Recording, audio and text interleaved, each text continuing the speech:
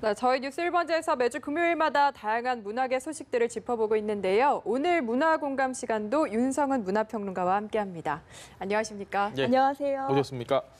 자, 추석 잘 보내셨습니까? 네, 잘 보냈습니다. 영화 좀 보셨나요? 추석에? 네, 저는 이제 미리 다 봤었죠. 이제 이번에 그 추석을 맞춰서 개봉하는 작품들을 이제 미리 시사해서 다 봤었기 때문에요. 지금 네. 제일 그래도 흥행선적이 좋은 게 안시성인 것 같습니다. 네, 그렇습니다. 19일 날 개봉한 안시성이 다른 작품들보다 지금 한 2배 이상 지금 흥행하고 있는 상황입니다. 예. 네, 그런데 보면은 정말 대박났다 이런 작품은 또 없는 것 같아요. 네, 일단 뭐 안시성 특징부터 좀 소개해드리면요. 예. 그래도 이제 가장 잘 되고 있기 때문에 단순한 스토리 그리고 굉장히 스펙터클한 볼거리를 앞세운 전쟁 영화인데요. 일단 우리가 이긴 전쟁을 실화를 바탕으로 하고 있기 때문에 처음부터 굉장히 큰 관심을 모았었는데요. 예. 이 작품 뭐 어떻게 보면은 좀 너무 스토리가 이제 단순하고 그리고 이제 캐릭터들도 뭐 그렇게 이제 기존의 캐릭터들에서 크게 달라진 점이 없다, 새로운 것은 없다. 식상하다 이런 평가. 그런 평가가 있기는 하지만 그래도 185억 원을 들인 대작이기 때문에 돈 많이. 되도록이면 좀 대중적으로 만들려고 하는 그런 시도들이 있었고 그리고 무엇보다 전쟁 씬 하나는 정말 잘 찍었다라는 그런 평가를 받고 있기 때문에 지금 인기를 얻고 있습니다. 네, 그런데 이제 지난주 제가 금요일, 토요일쯤 해서 이제 영화계 관계자들을 좀 만났었는데요. 지금 이제 그 19일날 개봉한 새 작품 또 그 전주에 개봉한 물개까지 해서 정말 말씀하신 대로 이렇게 뭐 정말 대박이라고 할 만큼 인기를 얻고 있는 작품이 없어서 다들 좀 걱정을 하고 있었거든요. 근데 이제 그 원인을 좀 파악을 해보면 저의 판단으로는 지금 남북 정상회담이 지난주에 있었기 때문에 사실 이렇게 정치적인 이슈가 아주 크게 있으면 영화관보다 텔레비전을 보는 게 훨씬 재밌기 때문에 뉴스가 더 재밌기 때문에 좀 극장을 좀 찾지 않는 경향이 있습니다. 네, 그런 것이 아주 좀 큰 이슈로 작용을 했었던 것 같고요. 왜냐하면 또 이제 예를 들어 3편, 4편 중에 뭐 한 편이 정말 치고 나가고 나머지가 저조하다면 이 나머지 작품들이 조금 재미가 없거나 굉장히 약하다 이렇게 볼 수도 있는데 사실 이제 다른 작품들도 다 비슷비슷하게 그렇게까지 괜찮죠, 지금 나름. 예상보다 지금 좀 많이 떨어지기 때문에 예매율이 좀 걱정을 하고 있는 상황인데요.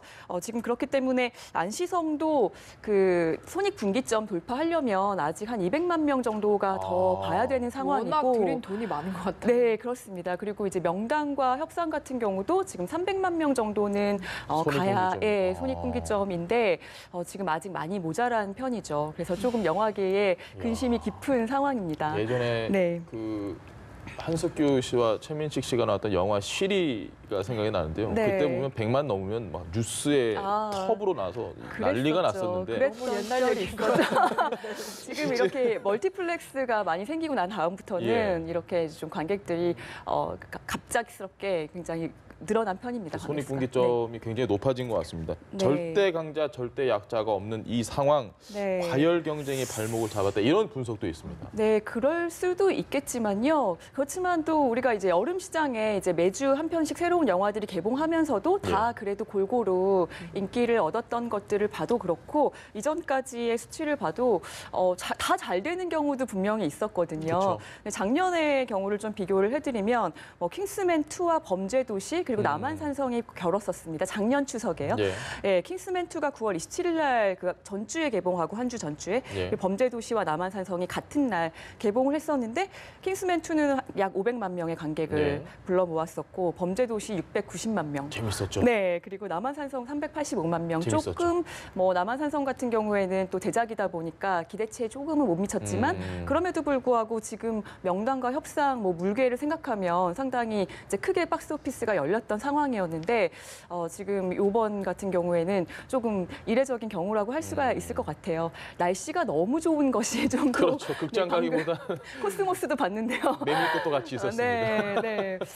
날씨가 너무 좋아서 좀 극장을 안 찾으시는 것 같기도 하고 조금 요거는 추이를 지켜본 다음에 정확한 분석을 해봐야 될 것 같습니다. 알겠습니다. 어쨌든 현재까지는 다 그만한 성적을 보이고 있고 이제 이 사이를 치고 나올 작품들이 있을 것 같은데요. 이번 주에 그 마동석 씨, 김영광 씨가 주연한 그 원더풀 고스트라는 작품이 개봉을 했습니다. 그래서 지금 이틀 동안 그 20만 명 정도의 관객이 봤거든요. 그래서 지금 출발은 좋다고 생각을 하고 있는 편인데요. 네, 이 작품 이제 그 마동석 씨 눈에만 보이는 이제 김영광 씨. 그러니까 지금 제 스포일러가 될까 정확히는 말씀드리기 좀 어려운데요. 괜찮아요. 저 예고편에 나오고 있습니다. 아, 그렇습니까? 예. 근데 이제 완전히 이제 숨을 거둔 게 아니라 약간 이제 혼수 상태에 있는 인물의 지금 영혼이라고 해야 될까요? 이제 육체와 영혼이 분리된 상태에서 이제 벌어지는 일을 그리고 있는 작품인데요. 워낙 두 배우가 지금 충무로에 워낙 핫한 배우들이다 보니까 많은 관객들이 좀 기대를 갖고 있는 것 같고요. 그리고 그 다음 주에 10월 3일 날 개봉하는 작품 중에 그 마블 캐릭터 나오는 영화 있습니다. 베놈이라는 작품. 네. 기대됩니다. 네, 많은 분들이 또 기대를 하고 계시죠. 외계 생물체 신비오트의 기습을 받게 된 한 기자가 같이 그 공생하게 되면서 벌어지는 일인데요. 네, 정말 그 예고편만 봐도 또 흥미진진한 액션이 최대적입니다. 네, 그런데 이제 스파이더맨과 시리즈와는 좀 이제 분리돼서 지금 나올 것 같습니다. 소니에서 제작하고 있기 때문에. 네, 그리고 이제 그 다음에 뭐 스타이즈 본이라는 작품이 그 브래들리 쿠퍼가 또 감독도 맡고 출연도 하고 레이디 가가가 또 출연하는 그런 작품으로 지금 그 토론토 국제영화제에서 굉장히 호평을 받았었고요.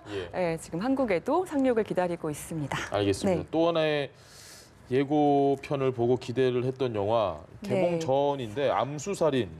네, 그렇습니다. 다음 주 개봉을 앞두고 있는데요. 좀 문제가 있는 것 같아요. 지금 뭐 소송도 좀 걸리는 것 같고 유가족의 동의를 구하지 않고 뭐 제작을 했다 이게 논란이 되는 것 같습니다. 네, 일단 암수살인의 그 뜻은요. 피해자는 있지만 신고도 없었고 뭐 사체도 발견되지 않고 수사도 없이 그냥 지나간 미궁 그런 속으로 빠진 그런 그런 사건을 이야기를 하는데요.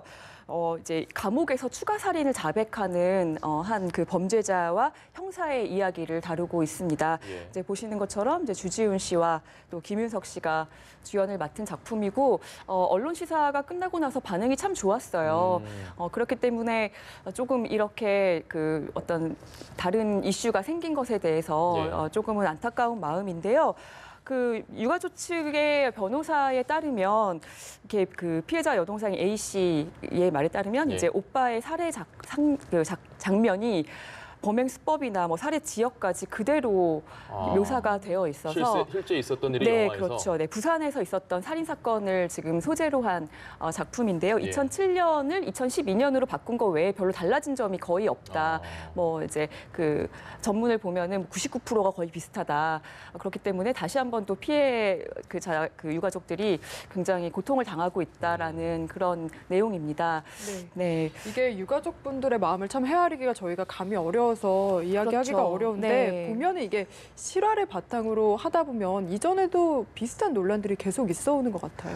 네, 그렇습니다. 뭐 이번 암수살인 같은 경우에 뭐 직접적 사과를 분명히 했고요. 저도 이제 보도 자료를 봤습니다만 정말 유가족에게 뭐 진심으로 사과드린다는 내용은 있었는데 이제 유가족들은 직접적인 사과, 그러니까 좀 더 진심 어린 사과를 요구하고 있고 또 해당 장면을 좀 삭제해달라는 그런 요청을 하고 있는데 아마 10월 초 다음 주 초에 좀 결정이 날 것 같습니다. 이때까지 뭐 이런 그 가처분 소송이 걸린 작품들이 참 많이 있었는데요. 뭐 그놈 목소리라는 작품 또 기억하실 것 같습니다. 이형호 군의 유괴 사건을 소재로 한 작품인데 설경구 씨 또 김남주 씨가 주연을 맡았고 강동원 씨가 목소리를 담당을 해서 또 화제가 된 작품이었죠. 그런데 이제 이런 작품 같은 경우에 그 영화가 마지막 단계에 와 있기 때문에 그때 당시 판결에는요. 지금 DVD나 비디오 테이프에서는 삭제를 해야 삭제하거나 변조를 해야 되겠지만 지금 상황에서 이제 영화관에 상영하는 그 본까지는 상영본까지는 이제 수정할 필요는 없다라고 그렇게 이제 판결을 내린 적이 있었고요. 그리고 이제 제가 기억하는 것 그때 그 사람이라는 작품 고 박정희 대통령의 그 시해 사건을 소재로 한 그런 작품이었습니다. 한석규 씨 나온 그. 네, 그렇습니다. 그래서 그 박 전 대통령의 아들인 지만 씨가 고인과 유족의 명예를 훼손했다고 상영 금지 가처분 신청을 내서 일부 내용이 삭제돼서 제가 알기로 이제 앞부분에 영화 앞부분에 어떤 뉴스릴 장면들이 좀 삽입되었었던 걸로 알고 있는데요. 영화관에 가서 보니까 이제 그 장면이 없고 음악만 흐르던 그런 기억이 납니다.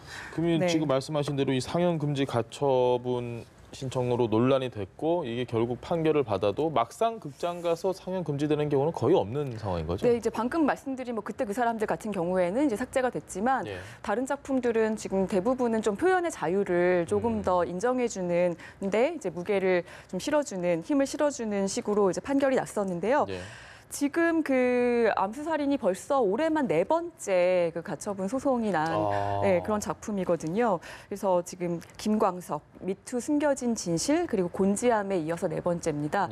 그래서 조금씩 다 문제들이 있죠. 저 같은 경우에 김광석이라는 작품 처음 봤을 때는 제가 뭐 그 사건에 대해서 잘 모르는 상태에서 그 영화를 봤을 때 또 한 여성을 너무 조금 이렇게 안 좋게 몰아가는 것이 아닌가, 영화 자체가 그렇게 생각을 했었지만 그 지금 법원 판결을 보면은 벌써 이제 어저께 또 그 보도 자료를 봤는데요. 그 전혀 문제가 없는 것으로 지금 판결이 났거든요. 네, 그런 식으로 이제 어떤 부분에 있어서의 그 법원이 이제 보는 부분들 같은 경우에는 이것이 이제 어떤 법적으로 지금 규정되어 있는 부분들이 아니다 보니까 뭐 예를 들어 영화를 처음에 제작하기 시작할 때 어느 정도 뭐 유족과 동의가 있어야 되고 이제 이야기가 오가야 되는지 그런 부분에 대해서 이제 법적으로 좀 규정할 수 있는 없는 부분이 있다 보니까 상당히 넓군요. 네, 그렇기 때문에 이제 이런 그 판결이 나는 것이 아닌가 하는 생각이 듭니다. 알겠습니다. 네, 어쨌든 유가족분들의 마음을 헤아리는 게 좀 필요할 것 같고 법원 판결도 기다려 봐야 되겠는데 영화 제작적인 측면에서 이야기를 해보자면 사실은 개봉 전에 이렇게 논란이 되는 게 흥행에 어떤 영향을 미치가 좀 고민이 될 것 같거든요. 네, 그렇습니다. 뭐 예전에는 정말 노이즈 마케팅이라는 게 통했던 시절도 있었는데요. 지금은 그거보다는 이렇게 좀 타격을 많이 입게 되는데 별점 테러라든가 또 이제 불매운동, 보이콧을 많이 하게 되기 때문에 그러면은 이제 이미 이렇게 한번 뭐 구설수라고 해야 될까요? 이런 논란에 휩싸였던 작품들이 이제 아예 초반부터 작품의 어떤 또 그 진가나 이런 것과는 상관없이 사람들이 아예 이제 기피하는 그런 현상을 보이고 있는 경우를 지금 최근에 또 많이 보게 되거든요. 아무래도 이제 SNS 시대다 보니까 이제 그런 작품들, 논란에 휩싸인 작품들도 봤을 때의 또 영향도 있기 때문에 그렇다라고 이제 볼 수가 있겠습니다.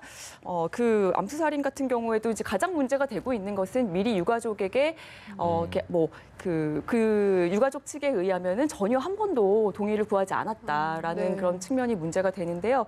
정말 이런 부분들은 참 아무리 조심해도 지나치지 않은 부분이 있다고 생각을 합니다. 정말 그 실화를 바탕으로 했다거나 아니면 실화가 아닐지라도 어떤 실제 지명이라든가 뭐 어떤 인종에 대해서 안 좋게 다루는 부분이라든가 부정적인 시각을 선입견을 심어줄 수 있는 그런 부분들은 뭐 이건 표현의 자유와는 저는 아무런 상관이 없는 부분이라고 생각을 하거든요.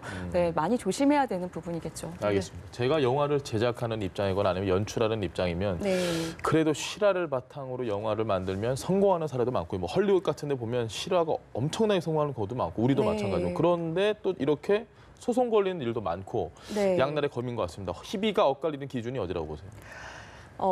결국에는 그런데 작년 같은 경우에도 청년경찰이라는 작품이 또 이제 실제 장소를 또 배경으로 해서 찍어서 또 가처분 소송이 걸린 적이 있었습니다. 네, 그런데도 불구하고 그 작품은 참 성공을 했었죠. 그런데 이제 뭐 그 작품을 꼭 이제 예를 들었긴 했었지만 이렇게 또 어떤 그 처음에 논란에 휩싸였던 작품들이 잘 되는 경우도 있는데요. 그것이 이제 크게 다가오지 않거나 관객들에게 아니면 그 작품 또 작품이 그런 논란과는 상관없이 굉장히 가진 힘이 있거나 대중적인 힘이 있거나 이런 경우에는 또 이렇게 성공을 거두는 경우가 있습니다. 곤지암 같은 경우도 그렇다라고 생각을 하는데요. 그 건물주가 또 이것도 이제 가처분 소송을 냈었지만 전혀 이제 개인의 명예를 훼손한 것이 아니기 때문에 상관없다라는 판결을 받았었고 그리고 이 영화도 참 성공을 한 그런 케이스 중에 하나입니다. 그렇기 때문에 그 결국에는 그 영화 자체에 힘이 있느냐 없느냐에 따라서 그 영화가 잘 만들고 재미있으면 대중들에게 그럼 어필할 수 있는 그런 지점이 있다고 생각하는데요. 다시 한번 이제 저의 입장을 말씀드리자면 영화는 윤리적 표현 수위에 있어서는 사실 윤리적일 필요는 없는데요. 늘 항상 착한 영화만 만들 수는 없으니까요. 그렇지만 그 영화를 만드는 사람들은 윤리적일 필요가 있죠. 영화라는 매체가 가지고 있는 힘을 생각한다면은 함부로 영화를 만들면 안 될 것 같습니다. 알겠습니다. 오늘 문화공감 윤성은 문화평론가와 함께했습니다. 말씀 잘 들었습니다. 네, 감사합니다. 고맙습니다.